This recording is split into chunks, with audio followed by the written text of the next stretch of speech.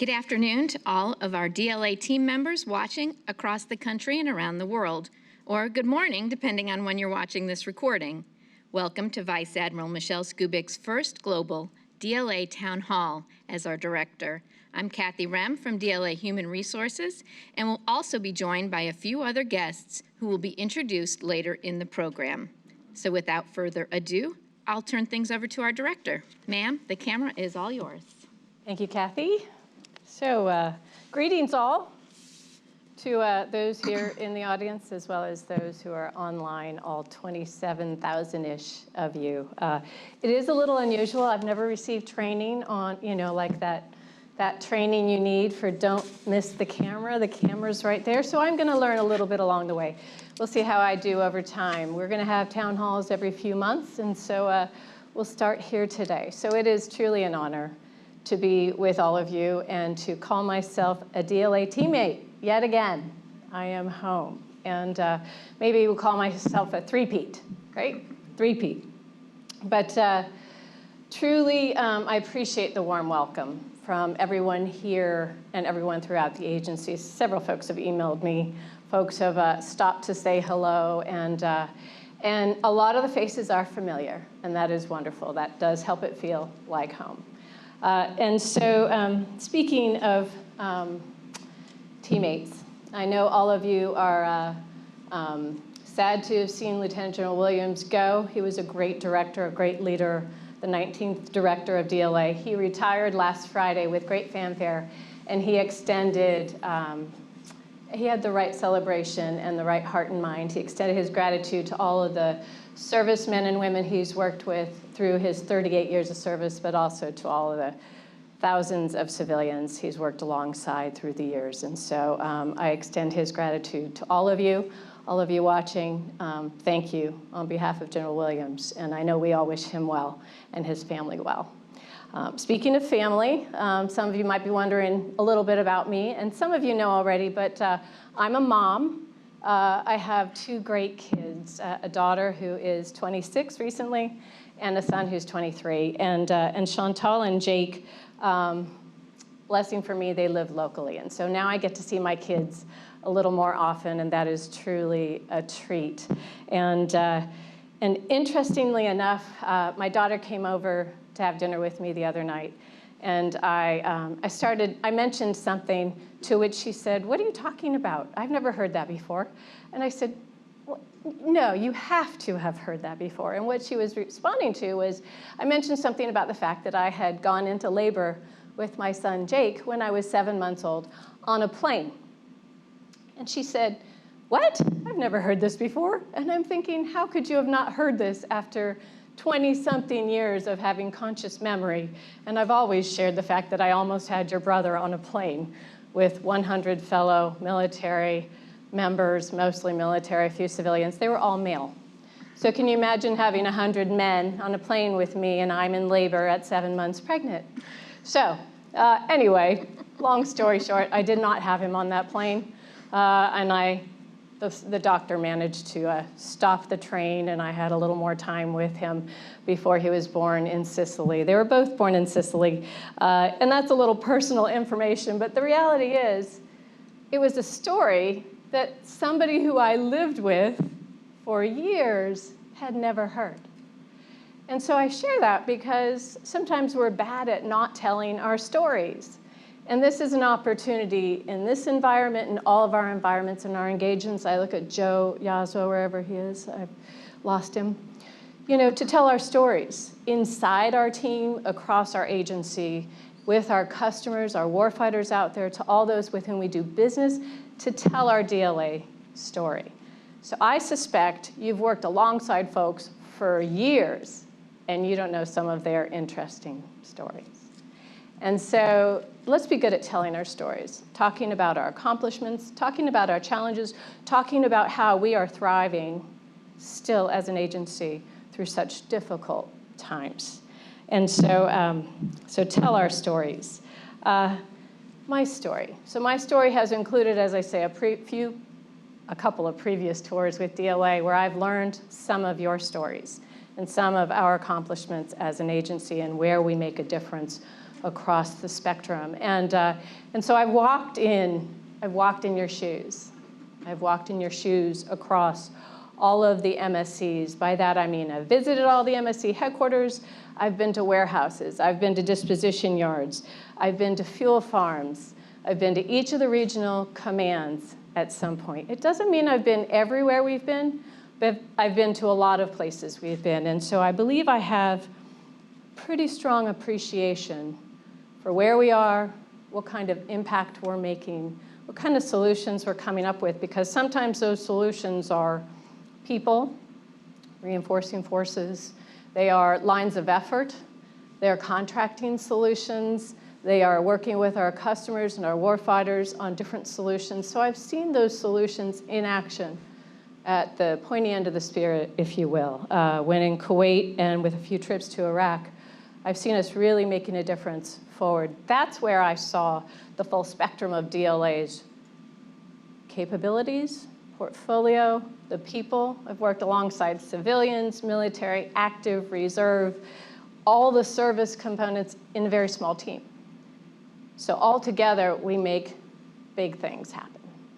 Whether it's a small piece of DLA, one person from DLA, all the efforts of DLA combined. And so I'm very excited to be back at DLA and working alongside you.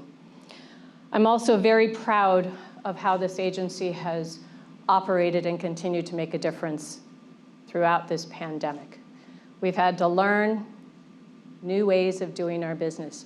We've had to operate more in the virtual environment for some portion of our team. We've also had folks who have had to continue to serve on the front lines of physical presence, whether that is in a warehouse or in a disposition yard or our police force and so on and so forth. And so to all of you, whether you're working a computer or working a forklift, whether you are military or civilian, thank you for what you've done throughout these last several challenging months. And I do know it has taken resilience from all of us. It's taken personal resilience that comes from our mental strength and our physical strength and our spiritual strength and our social strength, which for us adds to our cultural strength as an agency. And so I ask you individually, keep a focus on your personal strength and whether those strengths are something you can continue to harvest, or do you need help from a teammate, from a family member, or a friend? And, you know, I think about the last 6 months from my perch. I've gone through some personal challenges, you know, getting up and commuting 20 feet to my computer, trying to find ways to actually build in some physical movement in my days.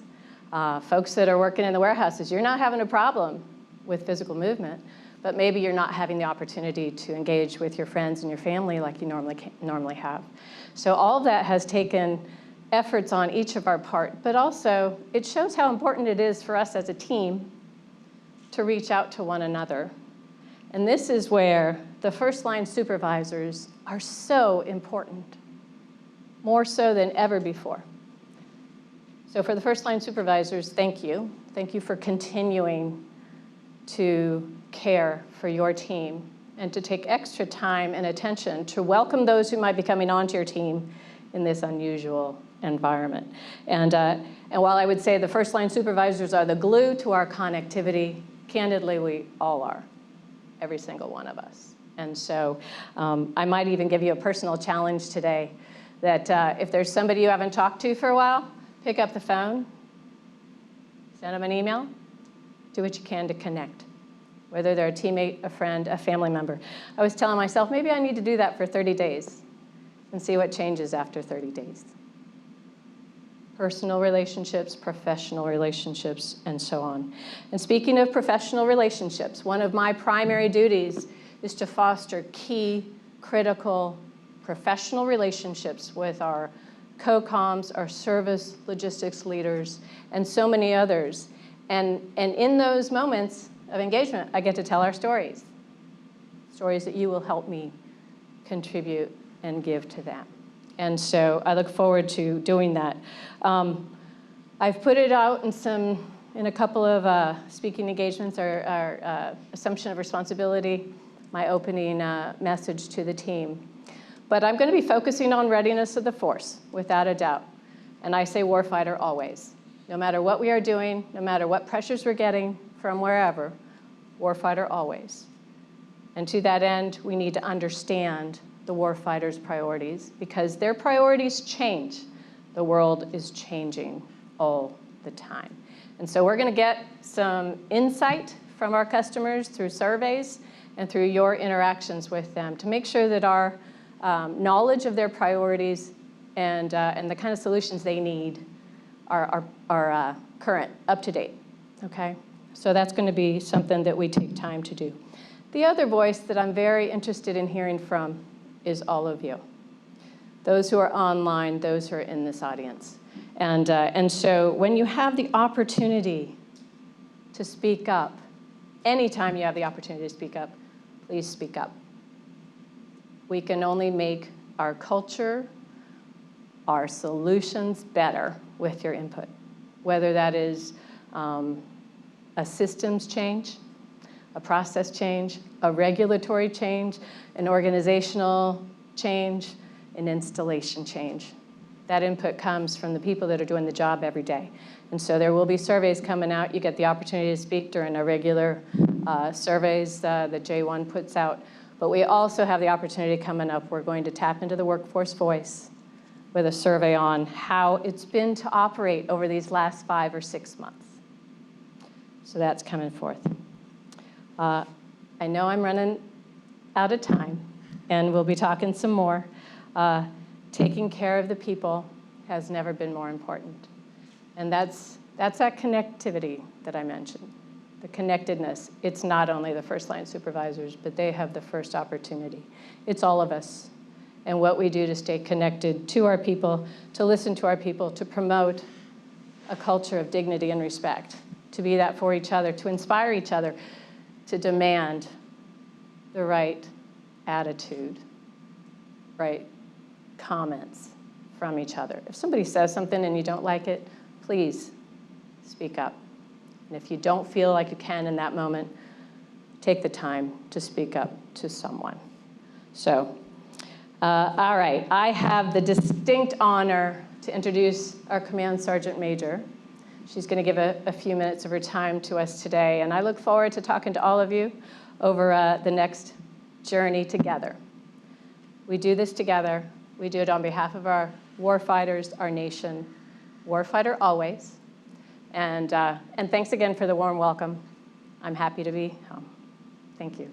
Command Sergeant Major Tamika O'Neill. So she comes to us from the DECA, Defense Commissary Agency. If you didn't know that, she worked for retired Rear Admiral Rob Bianchi, a great leader in and of its own right. It's her 8th tour as a Command Sergeant Major. I think you are probably, that's a record from my experience. We're lucky to have you. So Sergeant Major, over to you.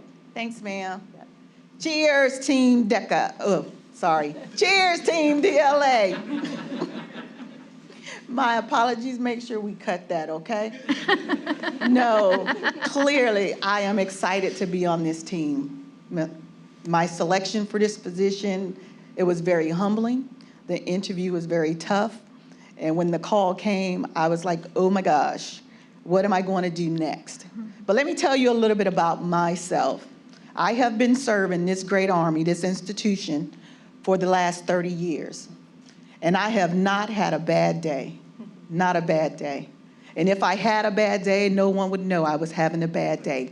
Because as senior leaders, we must always lead by example and make sure we're taking care of our personnel. I'm a single mom. My daughter's 28 years old, and her name is Chanel. Isn't that something? Chantal and Chanel. What a team. And she has been moving with me for many, many years. And finally, she left me in San Antonio when I was doing the Mission and Installation Contracting Command. She said, Mom, I'm not going anymore. And she put her roots down there. But I was fortunate for her to come up here and spend some time with me as I began this transition. So it was good to be able to see her again after 3 years of being apart. My background has always been logistics and sustainment. I have had the fortunate opportunity to work outside of that in the medical command. I've done special operations command. I have also been within the contracting command, and I've also worked munitions. So I think I have been very fortunate as a senior leader to have started conventional, learned medical, did special operations, and now I'm back to where I wanted to be, combat logistics. This is all about taking care of our war fighters, the men and women that wear this uniform, all services that are out there. So from that point, I am looking forward to being on this team for the next 24 to 36 months, as long as the Army doesn't make me compete for something else. Within 18 months, I should be on this team with you all for the next 24 to 36 months. And if it's my last hoorah, it's my last hoorah.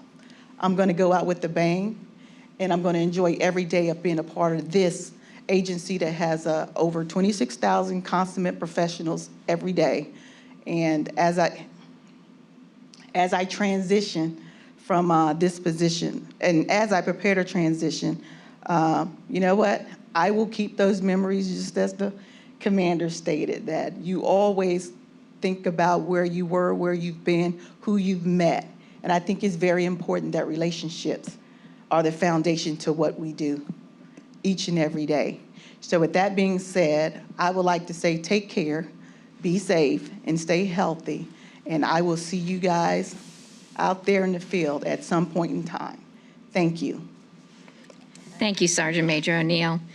The first guest presenter we'll hear from today is the DLA Director of Human Resources, Mr. Brad Bunn, who will give an update on several HR topics. Thank you, Kathy. Admiral Skubic, thank you for carving out a few minutes in your town hall, in your first town hall, to dedicate some time for us to tell our story from a human resources standpoint and what we have been doing as an enterprise and as an agency, predominantly in supporting and responding to the pandemic, the COVID-19 pandemic. And really, I have two charts. I've got a few minutes to go over a little bit of data, some information, to tell a little bit of the story of the past 5 months, and maybe talk a little bit about how we're going to shape the story going forward into the future for the agency. So let me start with this first chart. And as you can see by the title of the chart, Safety First and Mission Always. In the early days of COVID-19, which is, we're really talking about almost to the day, about five and a half months ago, we had daily meetings with then Director Lieutenant General Williams, as well as the other senior leaders in the headquarters, along with our MSC commanders and other leaders across the agency. And I will tell you, there were predominantly two points of discussion in every single meeting. The first one was, how do we protect our people and ensure they have a safe working environment? And the second one was, how do we continue our critical mission in support of the warfighter, in support of the other customers that we have, and at the time, the emerging requirements that we were seeing coming from the whole of government response to the pandemic. And you're going to hear from our Deputy Director of J3 on that part of the story. But I will tell you, in every meeting, and this continues with Admiral Skubic's tenure, we don't go a day without talking about the people of this great agency and how we are ensuring their safety while continuing the mission. So that is the theme of how we have responded from a people management and really a cultural standpoint. And so I'm offering a little bit of data in the top part of the chart. Again, almost 5 months to the day, we changed our posture. And really, what we did was we initiated our continuity of operations plan. It was a very different response to what is essentially a global disaster than we've seen before. The sun was shining, the climate was pretty mild, it was springtime, yet we had to send people home. We had to completely change how we did business. We had to respond to all kinds of new and unprecedented challenges in the workplace and in how we accomplish the mission. So as you all well know, we began to take stock and take accountability of our people on a daily basis, just to see how everyone is doing. But also, we asked many of you to change how you did your daily routine. For our knowledge-based telework workforce that predominantly works out of an office using IT systems where it didn't require physical or touch labor, we asked you to start teleworking in what we call a max telework posture. For those that had a job where you had to continue physically reporting to a workplace, as Admiral Skubic mentioned, the people that we have doing our material management mission in our warehousing facilities, at the industrial sites alongside our service partners at shipyards and fleet readiness centers and logistics centers and maintenance depots. We asked you to continue reporting. Our folks at disposition yards, our police and firefighters. So for that population, as well as the other population, we scaled back our operations and asked our leaders to identify those core mission essential functions that could not stop. And we scaled back the workforce we needed to be on site. So that was the posture we took. And we leveraged the flexibility that we have under the law to not only expand the use of telework, but also expand the use of what we call weather and safety administrative leave, which is essentially a paid leave category for a category of people that were either asked not to come to work because they were not performing those mission essential functions, or because they met some criteria to be in a high risk category for their protection to stay home. And those are the folks who are not eligible to telework. And so what you see up there is an average of our daily workforce availability over the course of about 5 months, where we had, on any given day, 80 to 85% of our workforce were still in a duty status. And as you can see there, on average, the majority of those folks were teleworkers. So they were able to continue their mission and continue operating and meeting those core basic requirements of the agency. About a third of the people who were in a duty status were those folks who had to physically report in order to continue our mission. And I will tell you that, again, in those early days when we looked at the requirements for people to have to physically come to the workplace in our distribution centers and our disposition sites and industrial sites, as well as our installation support functions that required physical presence, it was really about what the customer and the warfighter needed. So as we looked at scaling back the operations, our presence actually fluctuated based on mission requirements that were driven by our customer workload. So it was pretty clear from the beginning, from an operations standpoint, if the shipyards or the maintenance depots or operations in Afghanistan or other parts of the world, if they needed support, DLA would be there. So we never closed. As you have experienced in your own communities, a lot of businesses and firms actually shut their doors, even temporarily. DLA never closed because we have a critical combat logistics support mission. And we were able to maintain that 80 to 85% in a duty status, even in the face of that pandemic. As you see on the right-hand side of that graphic, on any given day, we were about 10 to 15% people not being in a duty status. They're being absent for some reason or another.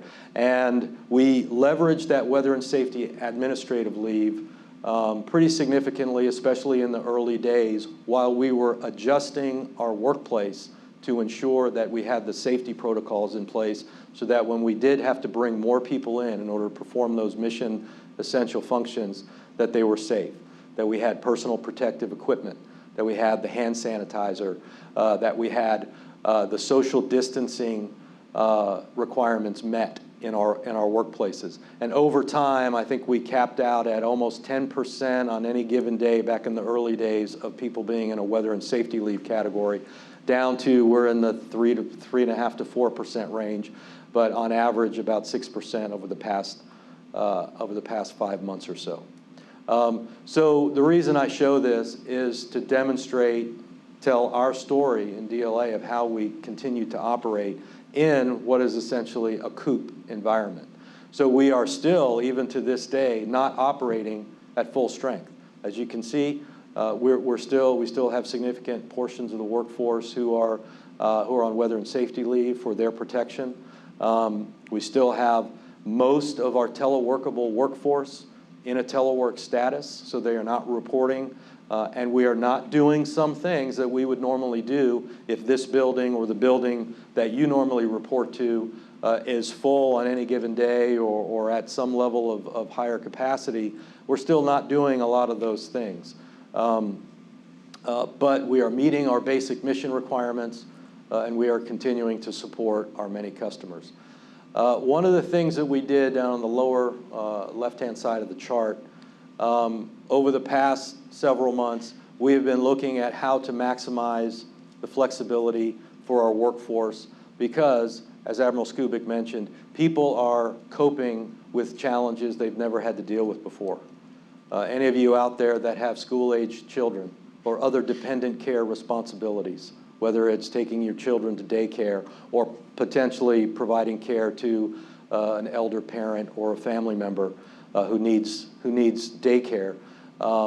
We've been looking at different options under the legal and regulatory framework to provide as much flexibility as we can to, again, accommodate those situations while also getting the mission done.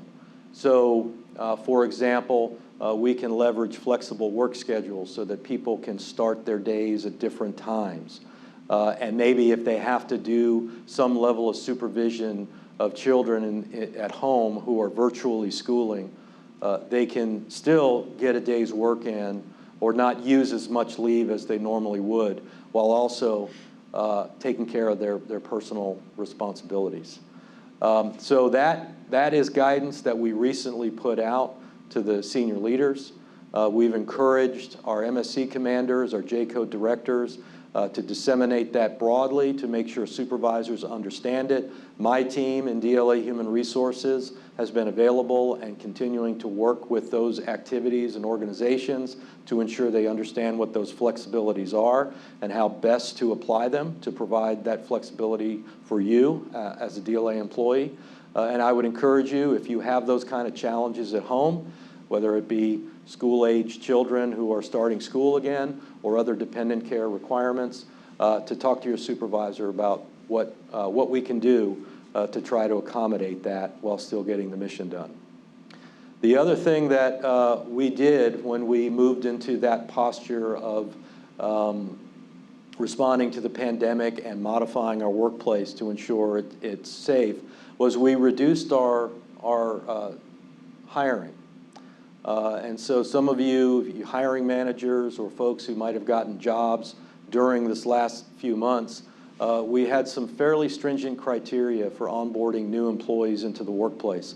Part of it was the physical safety protocols that needed to be in place to do things like fingerprinting, issuing IT equipment, CAC cards, things like that.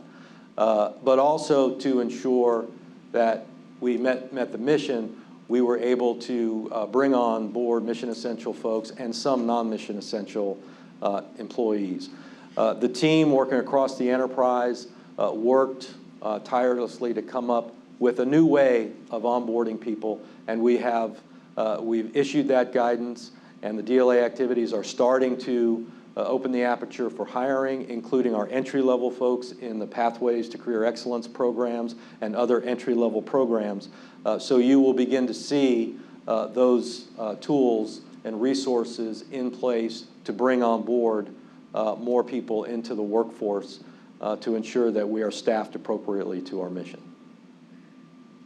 So let me move to the next slide, please. So that's the story of what we've done in the past 5 months or so. So let me talk a little bit about what's going on now and what we have in store for the future. So reconstitution, you've heard that word. That's a term we adopted. We actually borrowed it from the COOP plan. The last phase of COOP is reconstituting. Now again, most traditional continuity of operations plans talk about a kind of a physical disaster where you have to reconstitute a physical workplace. In this case, reconstitution means when is it appropriate to get back to full strength and back to full capacity to include getting people back into the workplace. So we looked at the guidance that came out of the White House and the administration, the Office of Personnel Management, Office of Management and Budget, the OSD, Department of Defense guidance, and we built an overall DLA reconstitution plan and required our MSCs and our major locations where we have significant numbers of DLA personnel to submit a reconstitution plan that took into account those local conditions that made it appropriate to bring people back to the workplace. Now, for the most part, we're still in the early phases of reconstitution, but there are specific criteria called gating criteria that commanders and other senior leaders are looking at to determine when it's appropriate, when it's safe, and when it's going to be effective to bring people back to the workplace. And I will tell you that in all the conversations we've had, up to and including our conversations with Admiral Skubic, we are erring on the side of workplace and workforce safety. So we are not rushing to get people back just so that we can say, hey, we're back. We're looking at local and state positive case rates. We're looking at availability of mass transit, availability of daycare and other kinds of services. We're looking at what the schools are doing. And it's really like a calculus problem. But ultimately, we do have a plan that we're executing to reconstitute and get back to full strength. And that leads to this next piece on the bottom left of the chart, looking at the future workplace. You'll hear more about this, about the notion of modernizing the workplace and the workforce, and that is blending into this discussion about the future long-term impacts of a global pandemic on the workplace, which if you've picked up a newspaper or looked at a news website or followed any of this, that's what frankly most of the world is grappling with now. What does the workplace look like in a post-COVID environment? And we're going to look at the same thing. So some of that is the shortcut question is, well, does that mean we get to telework all the time forever? So that's one of the questions we'll be looking at, is the whole idea of the telework policy and what's the right balance of physical presence and remote virtual work. It's certainly something that there are lots of different opinions and perspectives on, and we will, as Admiral Skubic, we will seek and get the views of our workforce, their representatives, our leaders, our senior leaders, as well as our first-line supervisors, so that we can make an informed set of choices on that future workplace, looking at not just the immediate impacts of the next flu season and potential future risks that pandemics or other strains of viruses might create, but also what's the most effective way to perform our mission. Not just effective in executing the mission and productivity and those outcomes, but also cost effective. There are some cost issues associated with this. So we are going to take a look at that. It's already in my job jar from Admiral Skubic, and it's not just me as the HR director. It's really going to be an agency-wide look at what that future looks like. And then I will, let me just talk a little bit about some non-pandemic, non-COVID items of interest. As you see in the bottom right there. Again, if you are following news media around federal personnel issues, you might have seen some recent articles about the paid parental leave provision that was in the NDAA for FY20. What that essentially did, Congress established a new leave entitlement for the federal workforce, that if you have a birth or adoption of a child, federal employees, both parents would be entitled to 12 weeks of paid leave associated with that. So that is a big deal. And that's something that many have been fighting for many years, and it was passed in this NDAA. The Office of Personnel Management, kind of the personnel office for the federal government, has been writing the regulations around that for the past several months. They just issued a draft set of regulations that the agencies are looking at, including DOD. So we are participating in the review of those regulations, and it addresses things like eligibility and all the other kind of scenarios that you can think of. But that goes into effect on the 1st of October this year. So we have a pretty short timeline to roll that out. So you'll be hearing a lot more about that in the coming weeks and months. The other one that is somewhat related to the COVID-19 is annual leave restoration. So it's not lost on us that given when the pandemic started and how long it has lasted, there have been not only people who have been doing nothing but responding to the operational requirements of the pandemic for many months and have not been able, essentially precluded from using their leave, and they've been building up a use or lose number of hours. And there are also people who just may not have been able to take their normal annual leave because of the situation across the country and around the world.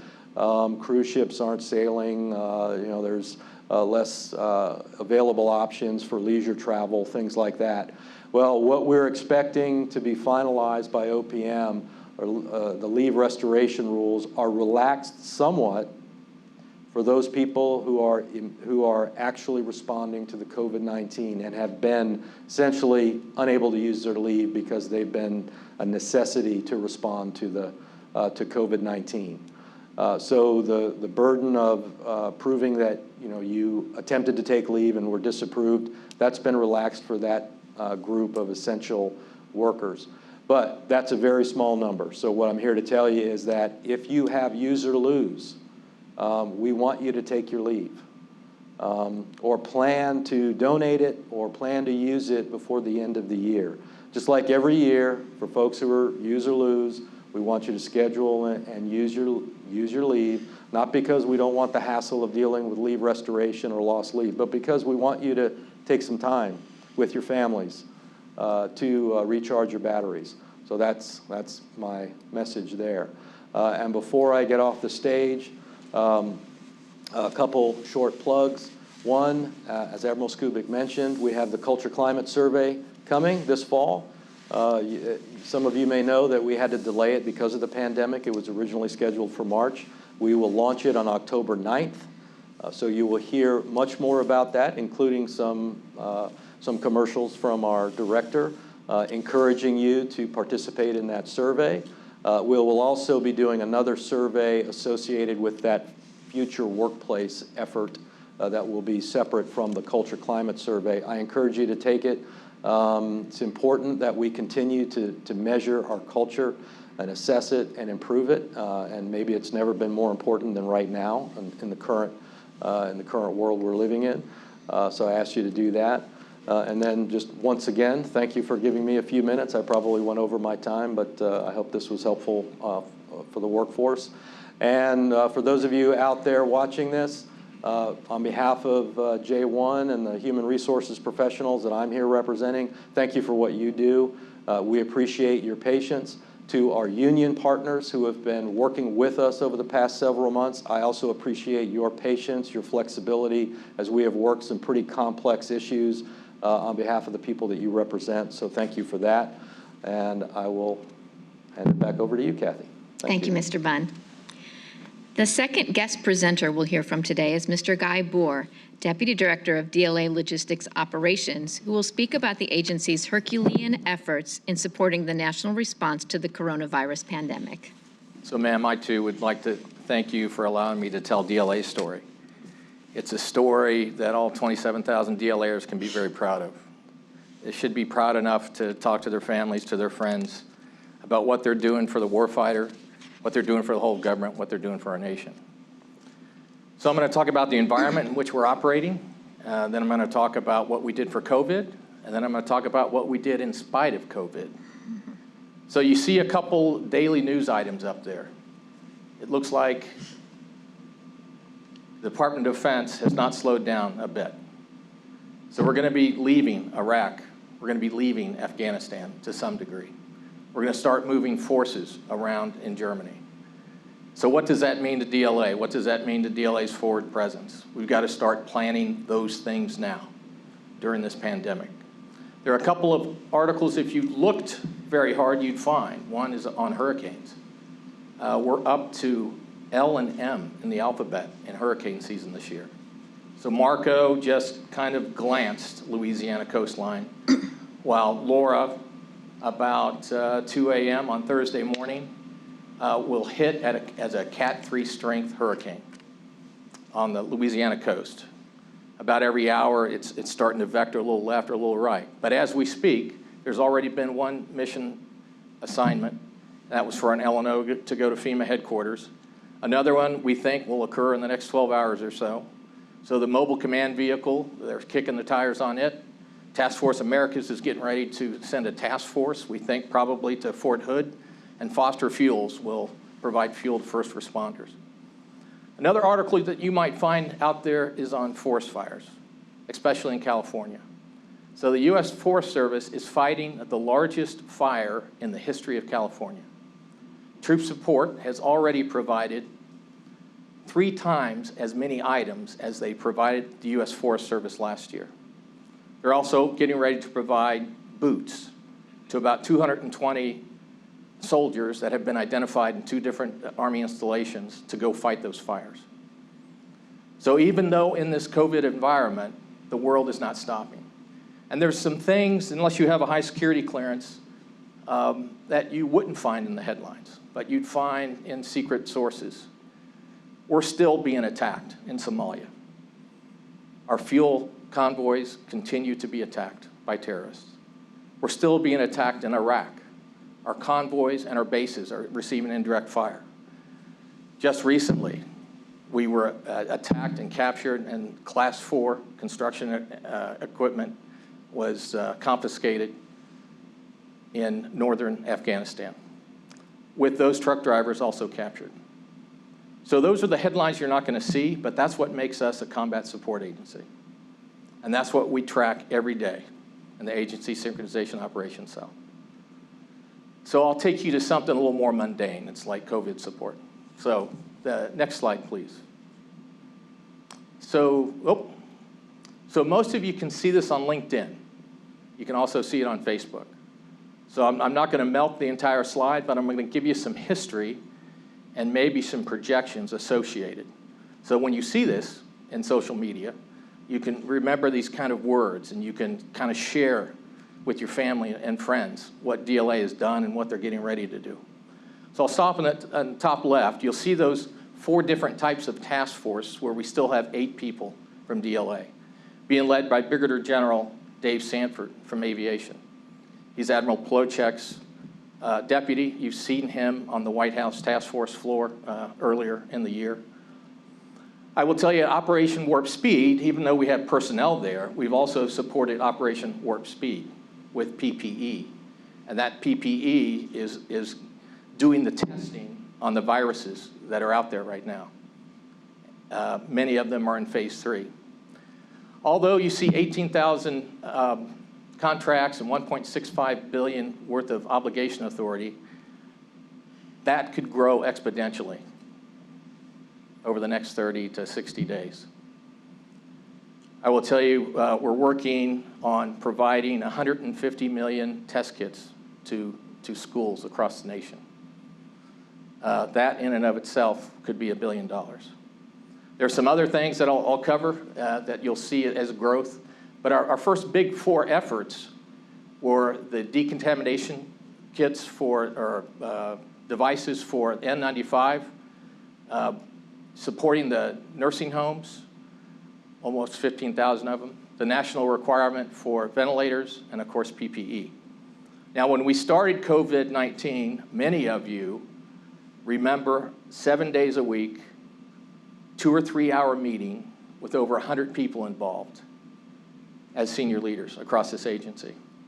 It was a very painful experience, but what that yielded was a cross-coordination that allowed us, from the day we were told we had this nursing home mission, to almost 2 weeks for troop support to start its first deliveries. So we were very, very quick, and we scrummed on the problem of COVID-19, just like we do in any crisis, just like we're doing in crises today. Now, we did that through our partners. And we have a new partner that I'll talk about on the next slide, but it includes the Veterans Affairs. So FEMA, HHS, our other partners were our Department of Defense brothers and sisters that were supporting the COVID crisis, both in field hospitals and hospital ships. So we provided that type of support. Disposition Services was not left out. They found PPE that had been turned in, and some of it, without any type of waiver, was issuable, about $22 million worth. That was a source of supply, to be quite honest, we really didn't think about at the senior levels. So the current mission, we just finished the second tranche of the nursing home, 15,000 nursing homes. Something that we're going to do in the third tranche is provide 1.5 million face masks to those same nursing homes that we've already supported. War Stopper came about in a big way. You know, it was always something that existed that we never exercised or used. Well, in this pandemic, we used it in a big way. In a big enough way where we saw that it would be a larger investment and more beneficial if we added more to the War Stopper program. And thanks to the J7 and troop support, those contracts are on their way. Now, that right-hand column, you can see all the numbers associated with the PPE that we started to track. Starting to track was a whole nother interesting discussion. There was no common operating picture across the federal government for PPE. So we developed the first federal medical material common operating picture. It included HHS, it included FEMA, we tried VA, we didn't get there, but we will. It included DHA, it included the services, and it included combatant commands. That comp is now still being used to brief the DefSecDef once a week by the JCS J4. And finally, for the gowns, that 3.1 million may be lowballing it. We're in the throes of awarding about 260 million gowns to be added to that. So those are the growths that you can see and talk to when you see this on LinkedIn or a social media. Next slide, please. So what we did in spite of COVID. I won't drain this slide completely, but I will tell you DLA Aviation awarded, or has awarded, $2.2 billion worth of strategic contracts. That has driven their highest material availability to date. Disposition Services, at the height of New York's pandemic crisis, Fort Drum and the 10th Mountain Division wanted Disposition Services to surge to Fort Drum, New York. Disposition Services deployed without a thought in a very safe environment to help surge the turn-in for 10th Mountain Division. And that's just one division. They're doing it for every division in the Army. They're doing it for the Navy. They're doing it for the Marine Corps. They have not slowed down. The Department of Defense has not slowed down. DLA Distribution, they're under the throes of the largest modernization since the enterprise business system.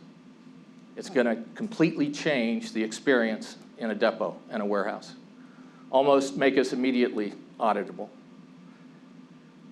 They have some other modernization efforts that's going to help the workforce in each depot, but WMS, the warehouse management system, is kind of a hallmark there. DLA Energy, so they have hundreds of quality assurance folks that are alone and unafraid out across the globe. They continue to ensure that all of DoD received quality fuel. They devised some remediation and some variances, which were pretty innovative. But at the end of the day, when they had to go to a DFSP or they had to go to a refinery, that's what they did. They PP'd up and they executed their mission.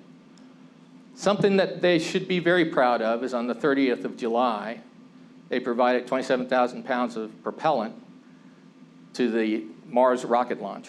So DLA was a part of that rocket launch.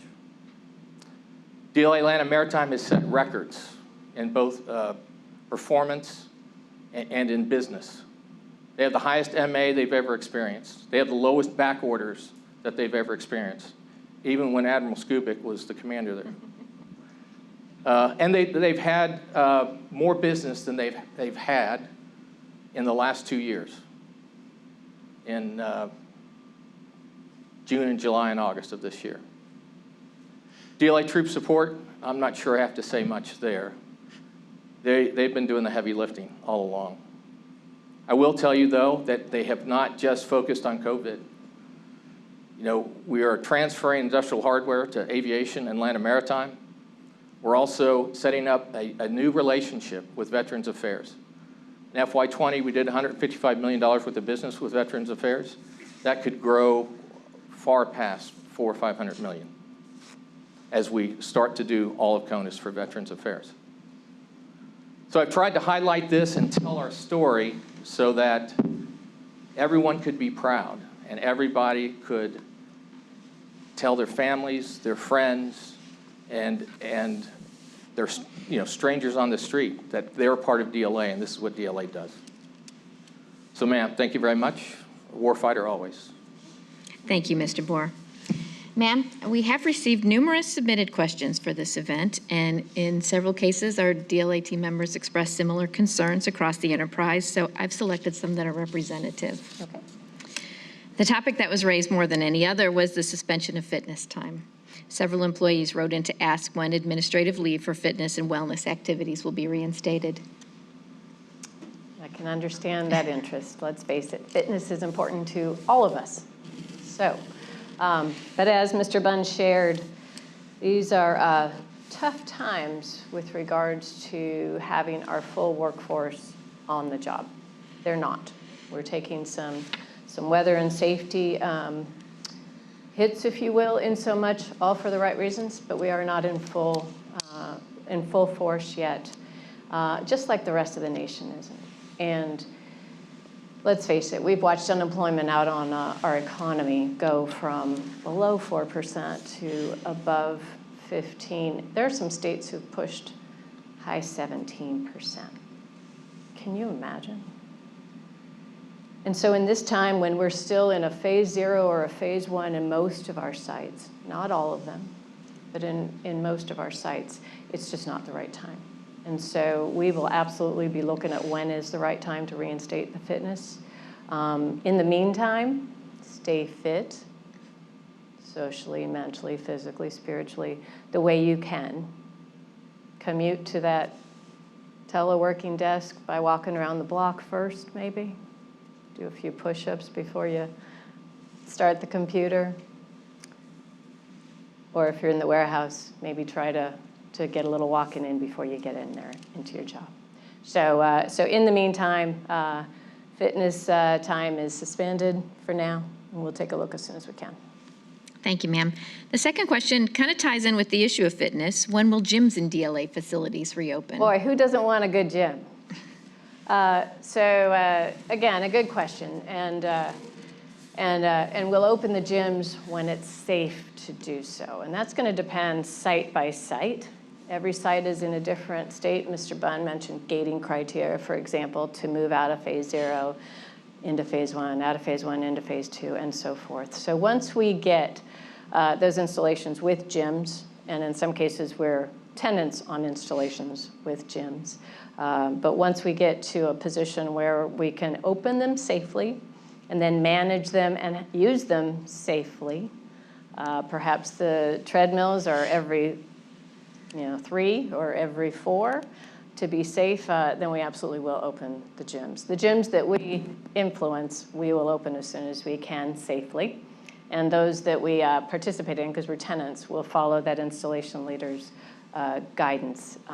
If you have ideas, other ideas for installations that we operate on, like maybe they could be doing something like the tennis courts or something, offer those questions up to the installation commander, and I'm sure they'll listen to you. We've heard a lot today about DLA employees who are reporting to work throughout this pandemic in warehouses and industrial sites. So what is DLA doing to ensure the safety and health of those employees who are still reporting to DLA work sites? Absolutely. So I'm glad I asked for a couple of guest speakers. So Mr. Bunn, Mr. Bohr, thank you both. And you know, Mr. Bunn shared a lot of the actions that have taken place so far, but the key point being safety first. So people and mission, those are our co-equal challenges to take care of the people and take care of the mission, but always safety first. And so in taking care of the people, you know, I was thinking there, sitting there thinking, I feel kind of empty here not wearing a mask. But the folks I'm looking at here in the audience are wearing masks, and I'll bet you there's a bunch of people, you know, watching that might be, you know, within 10 feet of another person, and they're wearing a mask. So first and foremost, wearing a mask. Following CDC guidelines on sanitizing the workstations, sanitizing the restrooms and the common areas often. If somebody has a positive COVID case, or even a threat of a positive, they may have been exposed, we are sanitizing those workspaces out of an abundance of caution, even if we don't know they got positive or not. So, you know, that we're always going to take extraordinary actions to make sure. And if we have to, some folks are working in an environment where they need a face shield or gloves, depending on the circumstances. We also can and have done split shifts to try to offset when folks who have to physically come into the office or into the warehouse or into the yard are working. So fewer people come in contact with one another. You know, and if anybody has any concerns on this front, again, talk to your supervisor. If you feel like the circumstances you're working in are not safe, please speak up. Something might have been overlooked. And for anybody who knows me, you'll hear me say it more than once, assume noble intent. We have every right intent to take care of the safety of our workforce. And if somebody's missed something, assume noble intent. They just missed it, and they can take a look at it. And so if you bring it up to them, they'll have the opportunity to take a look. What can we adjust on behalf of safety? Ma'am, we're winding Running down. out of time? We're winding down our event Okay. here. We have time for one more question. Okay. And this is something Mr. Bunn touched on a little bit, but I know many in our workforce would like to hear your thoughts on this topic as well. But now that many DLA employees have been successfully teleworking during the pandemic, what are your thoughts on expanding telework even after the pandemic passes? So it's not just about telework. It's what have we learned over the last several months as we've operated in a new environment. But I appreciate the question because it fits in nicely. And that's why we are going to reach out and get the voice of those who've had to operate in a different environment. And I would say the survey is not just going to be about teleworkers. It's going to be about everyone, everywhere, no matter what kind of a job they do. Because maybe you would like a more flexible schedule in a warehouse operation than what we've had in the past. Maybe we've had to adjust other things. So I don't want to take it that it's just teleworkers, but including the teleworkers.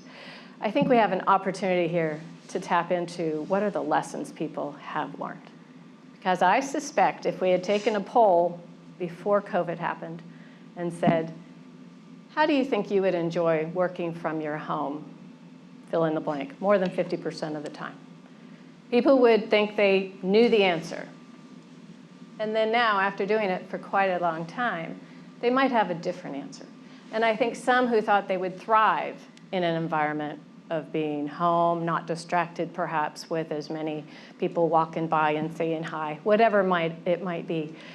I suspect some people realize they don't love it.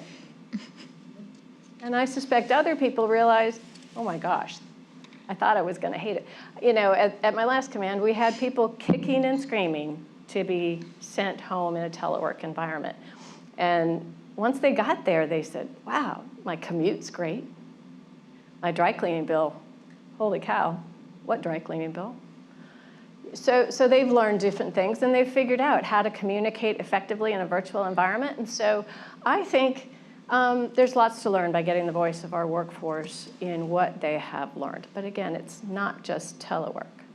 So are there other things that have been learned through this COVID environment that maybe we can change processes, policies, expand, you know, modify infrastructure as Mr. Bunn said. I mean, if more people were teleworking, perhaps our infrastructures would change to facilitate when you do come in having a teaming event in a teaming room or something. I mean, think modern workforce.